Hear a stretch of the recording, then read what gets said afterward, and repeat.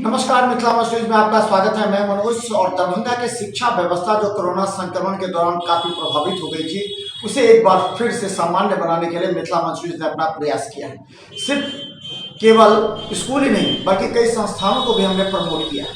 हम बता दें, हमारे साथ दरभंगा संत जेवियर इंग्लिश स्कूल के निर्देशक हैं। हमारे साथ बता दें, हम हमारे साथ रिंकू झा हैं, निर्देशक हैं। ये बताएंगे। सबसे पहले हम आपको बता दें कि दरभंगा के कई स्कूलों की व्यवस्था को और बेहतर और किस तरह कोरोना को बचाते हुए स्कूल खोला गया है सरकारी निर्देश पर। हमारे साथ बोलेंगे। रिंकू जी, आपका स्वागत है। जी, सबसे पहले तो मैं बता दूं कि कोरोना संक्रमण के कारण इसमें तो कहीं से कोई शक नहीं है कि ऐसे तो पूरा विश्व ही प्रभावित हो गया है इसमें, लेकिन एजुकेशन व्यवस्था सबसे ज़्यादा प्रभावित हो गई।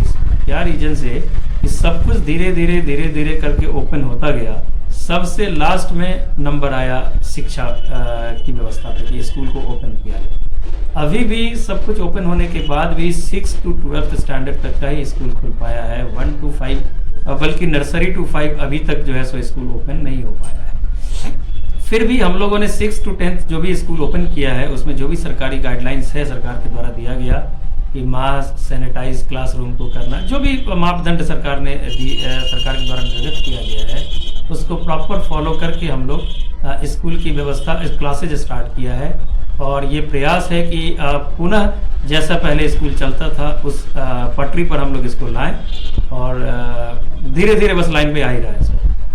रिंकू जी, एक सवाल ये था कि पिछले एक साल पूरी तरह बंद रहा, अब प्रमोट करना है स्टूडेंट को दूसरे क्लास में, तो उनको उनके सिलेबस को समराइज करते हुए उनको, चूंकि एक साल अगर बैक हो गया, एक साल उन्होंने ऑनलाइन में सही तरीके से, क्योंकि सभी अभिभावक ने भी कहा, छात्र ने कहा ऑनलाइन सक्सेस नहीं है, ऑफलाइन ही एक विकल्प है छात्रों के। आपको क्या अनुभव? मेरा अनुभव सर बिल्कुल ठीक है कि ऑफलाइन का विकल्प कभी भी ऑनलाइन नहीं हो सकता है, लेकिन हम लोगों की मजबूरी थी कि हम ऑनलाइन के अलावा कुछ कर भी नहीं सकते थे।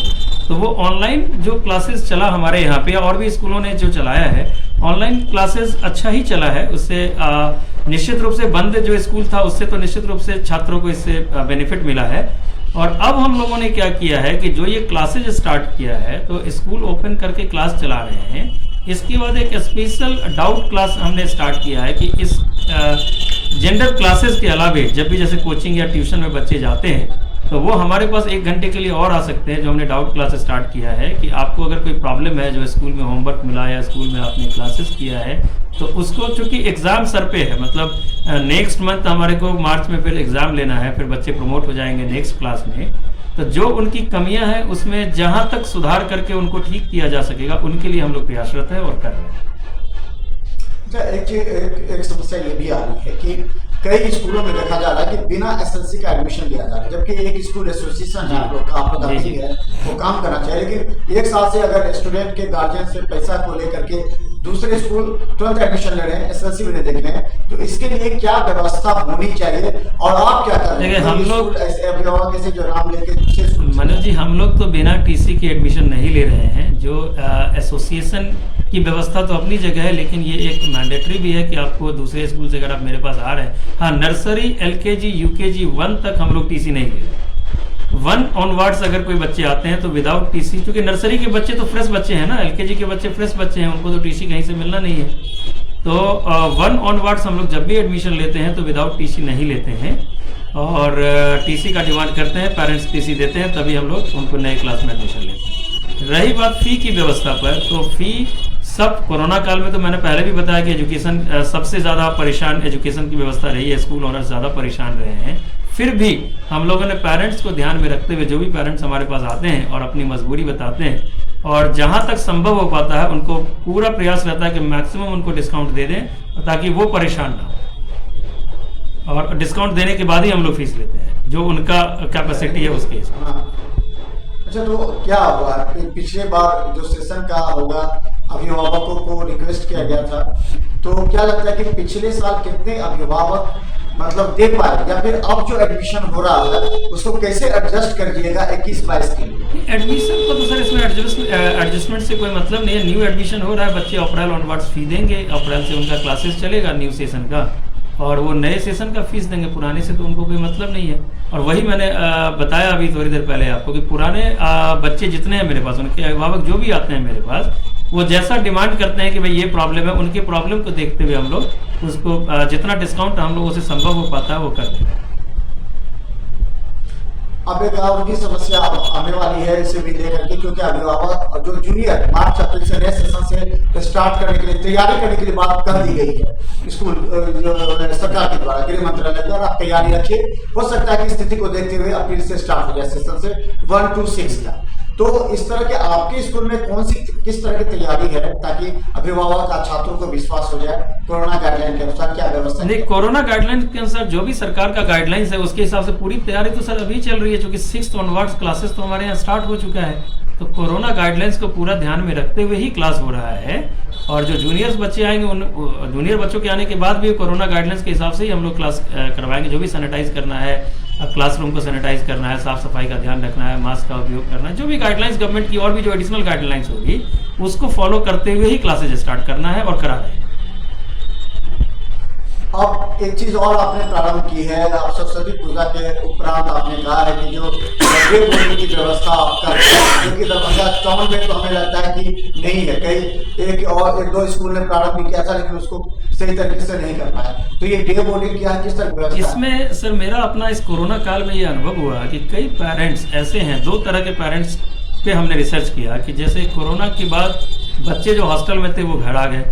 अब एक सीख मिली लोगों से कोरोना को कि वो पेरेंट्स चाह रहे कि नहीं, अगर यहीं पे इस तरह की कोई सुविधा मिली तो मैं बच्चों को बाहर नहीं भेजूंगा। पहली तो ये बात थी। दूसरी बात ये थी कि जब बिफोर कोरोना जब मैंने स्कूल स्टार्ट किया था तो कई पेरेंट्स मेरे पास ऐसे आते थे कि वाइफ हस्बैंड दोनों जॉब में है और उनको बच्चों के रखने की समस्या होती है। वो लोग 5 बजे घर आते हैं या 5:30 बजे आते हैं, तो बच्चे उनके थोड़ा सा परेशान होते हैं, कहीं या तो बच्चे अकेले घर में हैं या किसी रिलेटिव के यहाँ हैं या किसी फ्रेंड के यहाँ हैं। तो उस टाइम पे मेरे पास डे बोर्डिंग के लिए आता था कि डे बोर्डिंग आप स्टार्ट करें, बट उस टाइम में कर नहीं पाया था। बट आफ्टर कोरोना इसको हमने स्टार्ट किया, अभी सरस्वती पूजा के दिन से ही इसको मैंने लॉन्च किया है कि जो स्कूल अपना सेंट जेवियर्स पब्लिक स्कूल जो चल रहा है, जैसे चल रहा था वैसा चलता रहेगा। उसमें एक दूसरी व्यवस्था एक अलग फ्लोर से अलग में किया है इसको कि डे बोर्डिंग स्कूल होगा। ये 8 बजे सुबह से लेकर के 4:30 बजे तक हम लोग इसमें क्लासेस कराएंगे।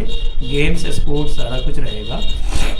कोचिंग क्लासेस भी हम लोग इसमें कराएंगे। स्कूल जैसे 8 to 2 अगर स्कूल होता है, इसके बाद 2 to 3 हम लोग गेम्स, स्पोर्ट्स वगैरह बच्चों का करवाएंगे। फिर 3 to 4:30 हम लोग जो भी बच्चों को होमवर्क मिला वो इसमें करवाएंगे। ट्यूशन क्लासेस भी बच्चों को फ्री में देंगे 4:30 तक। इसके बाद बच्चों का डिस्पर्सल होगा।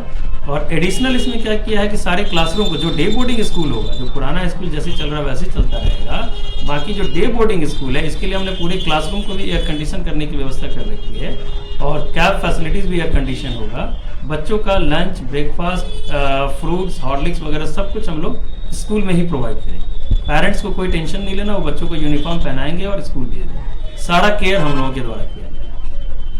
क्या लगता है दूसरे स्कूल इसको एक्सेप्ट करेंगे? क्योंकि दूसरे स्कूल के बच्चे आपके यहाँ अगर डे में आएंगे तो एक तो वर्ग का संचालन भी 2 बजे तक होता है स्कूल में, उसके बाद नहीं, जो 2 बजे का वर्ग का संचालन है वो तो अपनी जगह पर है ना। ये तो कंप्लीट अलग व्यवस्था होगी। जो डे बोर्डिंग स्कूल जो हमने किया है उनको नीचे इस स्कूल से कोई मिक्सअप नहीं है।